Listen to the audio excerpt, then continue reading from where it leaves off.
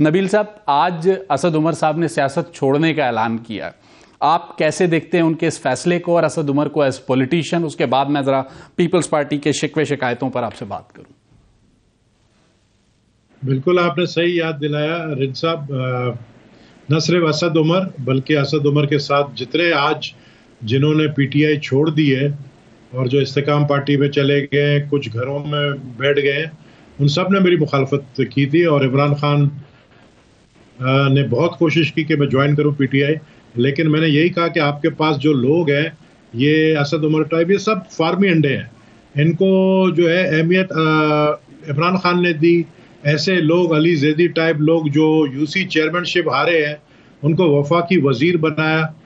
तो फिर जाहिर है, फिर हम तो आपको पता है एक पॉलिटिकल फैमिली से हैं, मैं खुद 5 दफ़ा एमएनए एमपी इलेक्ट हुआ हूँ। ऐसे लोगों को तो मेरे से खतरा होगा असद उमर टाइप। लेकिन आज आप देख लें कि आज आपने ये न्यूज़ ब्रेक किया कि उन्होंने सियासत ही छोड़ दिया है। तो ये जो फार्मी अंडे हैं ना, ये चंद वक्त के लिए होते हैं, इनको सियासत का पता ही नहीं होता है।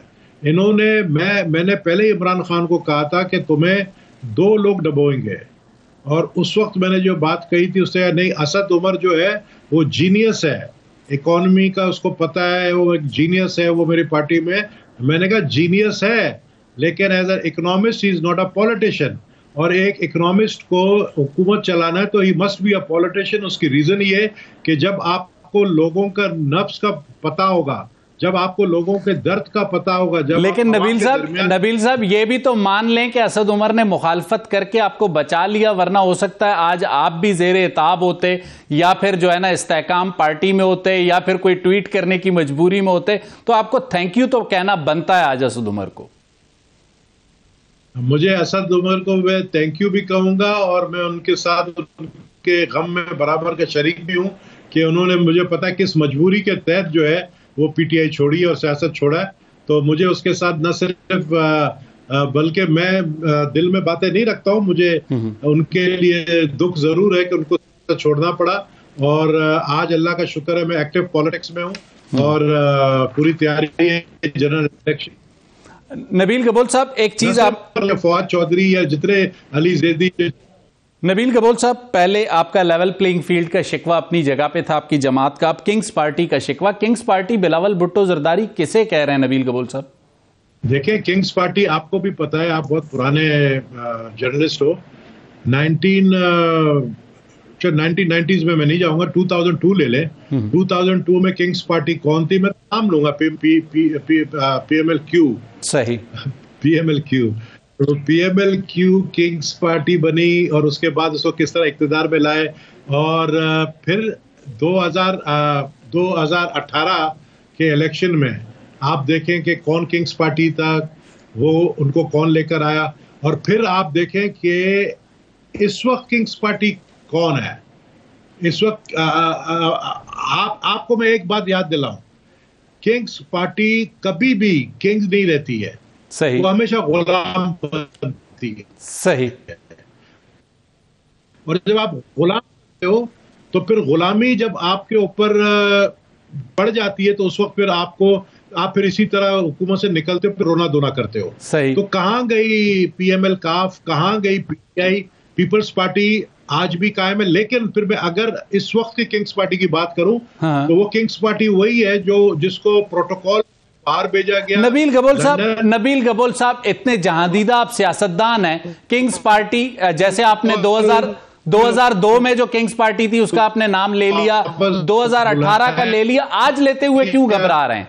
मैं तो कर पा रहा हूं। किंग्स पार्टी का खिताब चेयरमैन बिलावल ने दिया, लेकिन उनका मकसद जो है जाहिर है वही है जो लाडले बने हुए हैं और जो सुपर लाडले बन गए, और जिनको लंदन से आते हुए प्रोटोकॉल मिला, जिनको DIG लाहौर सल्यूट मार रहे हैं, जिनके लिए कोर्ट वाले जो है वो बायोमेट्रिक कराने एयरपोर्ट पहुंच गए हैं, वही किंग्स पार्टी है। अच्छा, नबील, और लेकिन हम इनको नबील एक चीज और आपसे पूछना चाहूंगा कि किंग्स पार्टी जिसे आप PMLN कह रहे हैं, उसकी MQM से भी अलायंस की बातें हो रही हैं। ख्वाजा साद रफीक कराची पहुंच गए, MQM का वफ्द मियां नवाज शरीफ से मिल के गया। आप MQM में भी रह चुके हैं, तो PMLN और MQM के अलायंस को कैसे देखते हैं कराची में? मेरी बात समझे आप, PML नून का सिंध में कोई वोट बैंक नहीं है, सही। और MQM का पंजाब में वोट नहीं है, सही। तो इनका कैसा इत्तेहाद हुआ? सही। इनके इत्तेहाद से फायदा किसको पड़ रहा है? ये एक दूसरे के पार्टियों का एक दूसरे के सूबे में वोट बैंक ही नहीं है, तो फायदा किसको मिल रहा है? सही। तो ये एक मजाक है। हमें पता है कि उनको जो है डब्बे में डाल के, अंडों को नहीं, जब डब्बे में डालते हैं और फिर उनको मिक्स करके लेकर जाते हैं, ये फार्मी अंडे हैं सारे, और इनको बाद में फिर कहा जाए कि इनको एक्सेप्ट करें। हम देखें, सिंध के अंदर मुस्लिम लीग नून ने हमें छेड़ा है, हमें तंग करने की कोशिश की है, और मुस्लिम लीग नून को यही कहूंगा कि आप कुछ भी कर लें, आप GDA से इत्तेहाद कर ले, आप MQM से इत्तेहाद कर ले, आप पीपल्स पार्टी को सिंध में हुकूमत बनाने से नहीं रोक पाएंगे, क्योंकि अवाम हमारे साथ। और अगर रोकने की किसी कोशिश की, 1997 वाले अगर हालात इन्होंने दोबारा लेकर आए, तो फिर सिंध के लोग एक्सेप्ट नहीं करेंगे, सिंध नहीं मानेगा। और इसी तरीके से मैं नवाज साहब को भी कहना चाहता हूं कि आपको शौक है वजीर आजम का, आप ये अच्छी तरह जानते हो कि पाकिस्तान पीपल्स पार्टी के वोट के बगैर आप वजीर आजम नहीं बन सकते हो। और आपके पार्टी को, आपकी जमात को, शहबाज शरीफ को हमने अगर वजीर आजम बनाया 2021 में, तो अभी आपको वोट देना चाहिए पाकिस्तान पीपल्स पार्टी उम्मीदवार को प्राइम मिनिस्टरशिप के लिए। तो मतलब नबील इसका मतलब यह हुआ कि PMLN भी ये जानती है कि उसे पीपल्स पार्टी की जरूरत है, पीपल्स पार्टी भी जानती है कि उसे PMLN की जरूरत है। इसीलिए क्या इरफान सिद्दीकी साहब ने गुज़िश्ता रोज कहा कि इलेक्शन के बाद पीपल्स पार्टी से हुकूमत साजी पर बातचीत हो सकती है? तो मतलब एक मॉडल तो दोनों जगह मौजूद है।